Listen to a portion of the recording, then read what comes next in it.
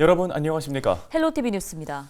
10년 넘게 표류한 신분당선 서북부 연장 사업이 지난해 두 번째 예비타당성 조사 대상에 선정되면서 다시 속도를 내게 됐는데요. 네, 지난 21일에 열린 서울시의회 시정질문에서는 신분당선 서북부 연장이 경제성을 확보하지 못할 수도 있다는 우려가 제기됐습니다. 손성혜 기자가 전해드립니다. 시정질문에 나선 박유진 의원이 신분당선 서북부 연장 사업에 대한 오세훈 서울시장의 추진 의지를 확인합니다. 시장님께서는 아예 AI로 출연하셔서 주민분들에게 직접 약속을 해주셨는데요. 용산부터 고양 삼성까지 신분당선 서북부를 하루빨리 연결해서 오세훈 시장은 해당 사업은 수도권 시민들의 교통 편의를 위해서 반드시 추진돼야 할 사업이라고 거듭 강조했습니다. 해야 된다고 생각합니다. 특히나 저쪽 삼성 쪽에 지금 또 신도시까지 만들어진 상황에서 굉장히 필요한 서울 시민과 경기도민들이 많은 노선이고요. 그래서 정말 해야 된다고 판단하고 있습니다. 신분당선 서북부 연장선은 수원 광교에서 강남까지 연결된 신분당선을 은평을 거쳐 고양 삼송까지 연결하는 사업입니다.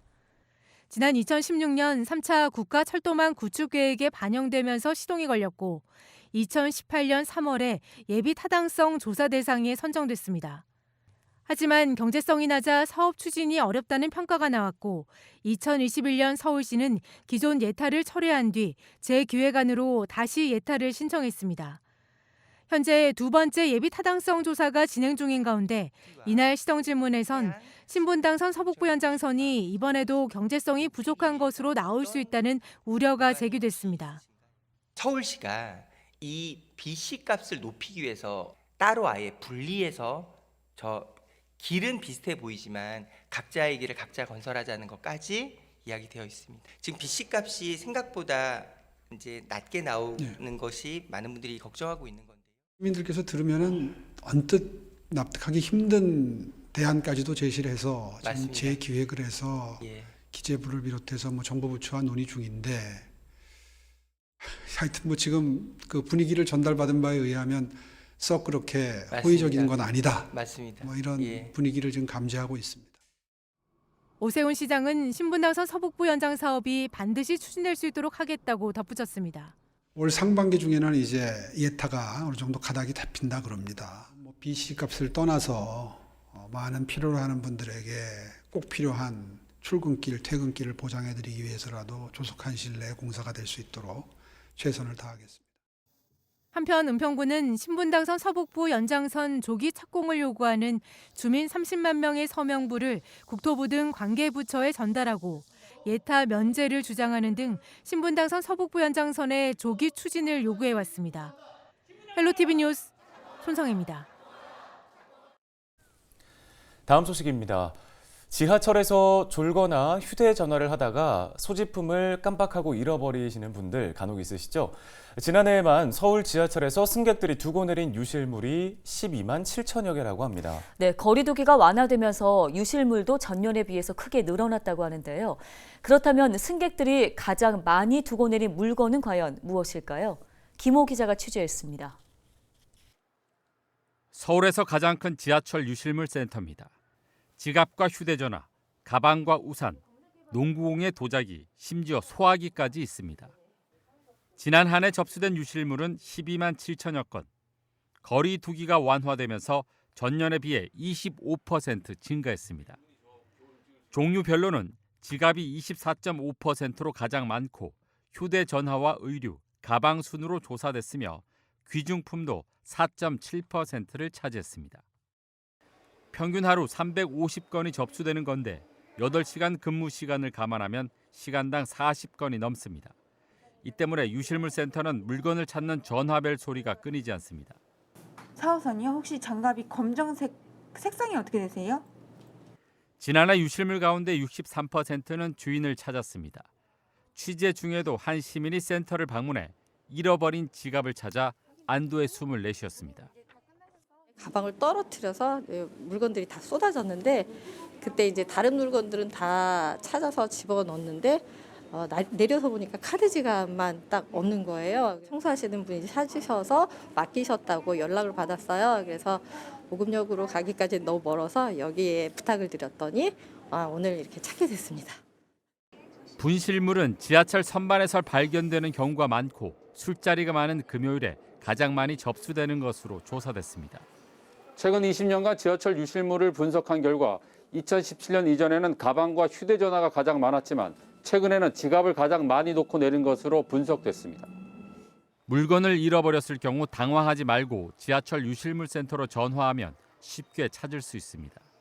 칸 정보랑 시간 정보가 필요한데요. 시간 정보 같은 경우에는 아시는 분들이 워낙 많으셔서 괜찮은데 칸 정보 같은 경우에는 이제 아차 싶을 때 하차하신 다음에 바닥에 있는 플랫폼 넘버를 저희에게 알려주시면 저희가 도움을 드리기가 조금 더 수월할 것 같습니다. 지하철에서 분실물이 발견되면 발견된 역에 등록된 뒤 다음 날 유실물 센터로 옮겨지고 일주일간 보관됩니다. 일주일 후에 주인이 나타나지 않으면 경찰서로 옮겨진 뒤 최대 9개월간 보관됩니다. 9개월 후에도 주인이 나타나지 않으면 국가에 귀속됩니다. 국가에 귀속된 유실물들은 물건 상태에 따라 폐기되거나 사회적 기업에 양려돼 필요한 사람에게 전달됩니다. 헬로티비 뉴스 김호입니다. 서울시가 부동산 시장 안정화를 위해 앞으로 2년간 아파트 입주 예정 정보를 6개월마다 공개하기로 했습니다. 아파트 입주 예정 물량은 오는 28일부터 서울시 누리집을 통해 확인할 수 있으며 상반기에는 2년간 입주 예정 물량을, 하반기에는 준공 실적과 하반기 예정 물량이 제공될 예정입니다. 서울시는 올해 공공주택과 역세권 청년주택 등을 포함해 3만 4천 호를, 내년에는 3만 9천 호를 공급할 예정인데요. 앞으로 서울시는 서울시 입주 예정 정보 앱을 개발해 시민들이 스마트폰으로 확인할 수 있도록 한다는 계획입니다.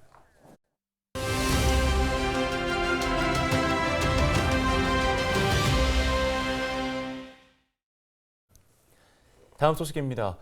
은평구의회가 보호종료 아동 지원에 관한 조례 전부 개정안을 통과시켰습니다. 보호종료 아동이라는 명칭을 자립준비청년으로 바꾸고 지역협의체 구성에 대한 내용이 담겨 있는데요. 네, 이미경 은평구 의원을 스튜디오에 모시고 이와 관련된 이야기 자세히 나눠보겠습니다. 어서 오십시오. 예, 반갑습니다. 네, 안녕하십니까. 네, 안녕하세요.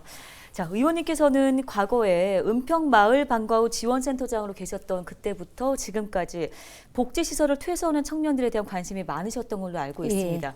그때부터 현재까지 좀 비교를 했을 때 많이 좀 발전을 했다고 평가할 수 있을까요? 예. 저는 마을 방과 후 지원센터장으로 있을 때부터 자립준비 청년들과 함께 왔습니다.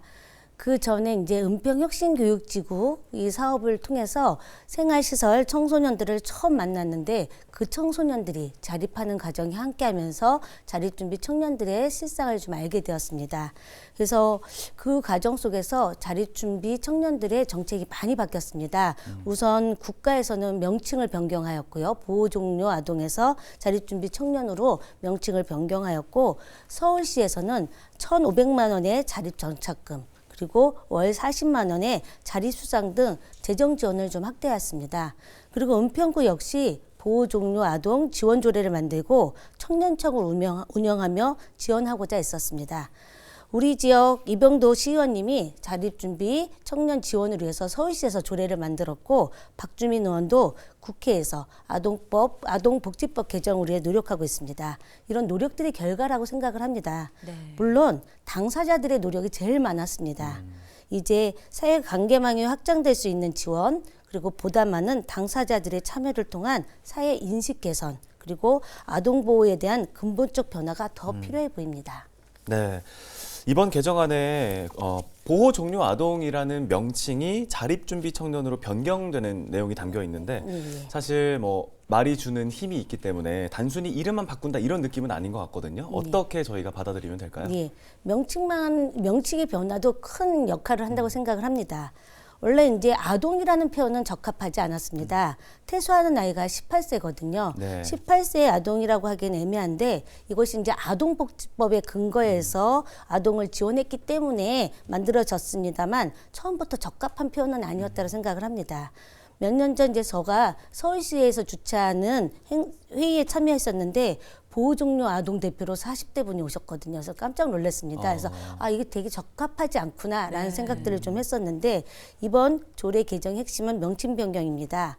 아동에서 청년으로 변화한다는 것은 보호받아야 되는 대상에서 자립을 위한 지원 그리고 권리 차원의 의미가 확대된다라는 것을 뜻을 합니다. 그래서 청년에서 청년으로 성인을 성인으로 보지 않는 것은 미성숙한 존재라는 인식이 더 크게 작동할 우려가 있습니다. 그래서 보호와 교육이 필요하다라는 이렇게 정하면 보호와 교육이 필요하다라고 이렇게 딱 규정을 지으면 삶과 자립에 있어서 주체가 되기 어렵거든요. 그래서 이 부분을 권리예요. 그리고 이러한 부분으로 변경되었습니다. 네. 조례안 제정 후에 지금 2년 가까이 시행이 되고 있는데 사실 이 부분이 이제 자립 준비 청년들에게 실질적인 도움을 줄 수 있을 것이라는 기대와 관심이 커진 상황 아니겠습니까? 좀 어떤 부분이 보완이 됐는지 이 부분도 설명을 좀 해주실까요? 예. 실효성이 되게 중요하다고 생각을 합니다. 그래서 이번 조례에서는 실태 조사를 하는 거, 그래서 대면 실태 조사와 또 맞춤형 지원을 확대할 수 있는 것이 가장 핵심이라고 생각을 합니다. 자립준비 청년들 지역에 나와서 지역에서 살아가는 것은 실적으로 지난한 과정이라고 생각을 합니다. 그래서 삶의 장소를 옮기는 것뿐만이 아니라 자신의 삶을 재해석하고 새로운 삶의 방식 그리고 관계 맺기를 해야 합니다. 이 한 걸음 한 걸음이 참 어려운데요. 이 발걸음에 함께 해주는 이웃이 있어야 합니다. 그래서 이번 조례안에는 협의체 구성이 있는데요. 관계망 속에 있는 당사자들 의견이 반영되는 정책과 그리고 사업이 만들어질 때 함께 할 수 있는 이웃이 생겨납니다. 그리고 주민들이 참여할 수 있다라고 생각을 합니다. 그래서 이러한 주민들의 참여만이 이들이 안전하게 살아나갈 수 있는 마을을 만들 수 있지 않을까라고 생각을 하고요.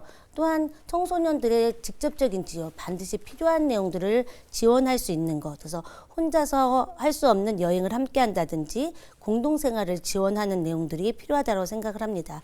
이것이 이제 맞춤형 지원인데요. 그래서 당사자들이 또한 자기 경험을 나누고 요구할 기회를 만들고 변화의 주체로 참여할 수 있는 장이 만들어지는데 이 부분이 자준청의 역할이라고 생각을 합니다. 그래서 자준청의 역할도 조금 더 강조했습니다. 네, 그런데 이 아동복지 시설을 퇴소하는 청년들을 과연 지자체가 나서서 지원을 해줘야 되냐라는 부분에 좀 의문을 갖고 계신 분들도 있을 것 같거든요. 이 부분에 대해서 전하고 싶은 말씀이 있으실 것 같아요. 예. 태어났는데 함께할 가족이 없다라면 사실 가족의 역할을 국가와 지방정부가 해줘야 된다고 생각을 합니다. 그리고 자립 후에 이들에게 가장 움츠리게 되는 것이 사실 가족이 책임져야 한다는 가족주의입니다. 그래서 이런 사회구조 속에서 청년들은 어려움과 고통을 많이 겪고 있습니다. 그래서 보다 건강한 사회 구성원으로 당당하게 살아갈 수 있도록 든든한 안전망이 되어야 하는 것이 국가와 지방정부의 책무라고 생각을 합니다. 특히 은평구에는 200여 명의 자립준비 청년이 있습니다. 전국에서 가장 많이 살고 있거든요. 이들이 우리 주위에서 잘 살아야 되지 않을까 생각을 합니다.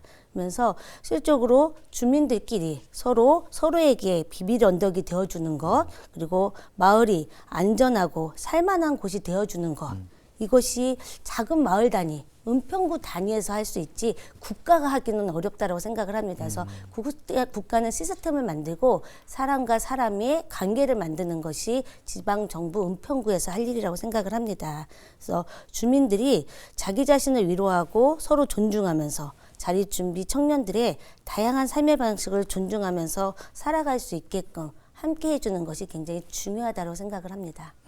네, 은평구 내 자립준비 청년이 지금 전국에서 가장 많다고 말씀을 해주셨는데요. 이번 조례를 통해서 또 실질적인 지원이 좀 잘 이루어졌으면 좋겠다는 생각이 들었습니다. 네, 오늘 말씀 여기까지 듣겠습니다. 감사합니다. 고맙습니다.